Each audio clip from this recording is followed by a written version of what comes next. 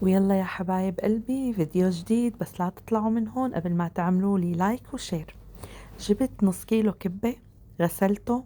وطبعا هذا البرغل ما بده مي كتير، يا دوب تغسلوه تخلوه يرطب وتتركوه على جنب شي ساعة زمان.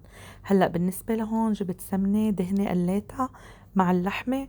وهون البصل اختياري، أنا حطيت بصلة، فيكن تحطوها فيكن لا. ملح وفلفل، وكنت مقلية مكسرات اللي هي لوز وحطيتها.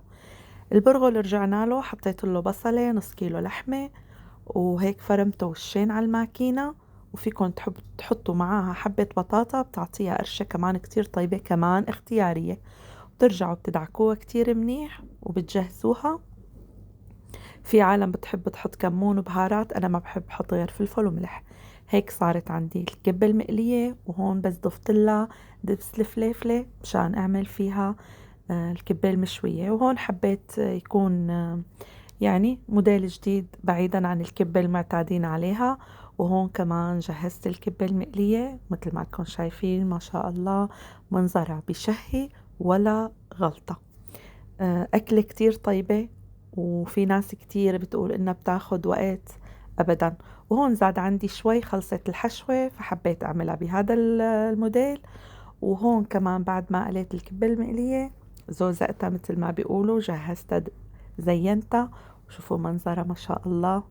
وهون بالنسبة للكبة المشوية كمان شويتها بالفرن، وما بدي لكم ما شاء الله طلعت بتجنن وأكتر من روعة.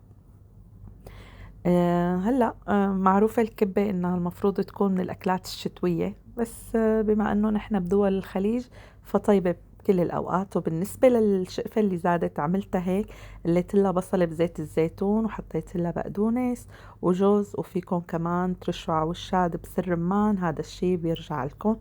كمان أكلة كتير طيبة، ومشان ما يكون في عندكم شي زايد تكبوه فبتعملوها هيك، وقدمت معها شوربة وبالعافية.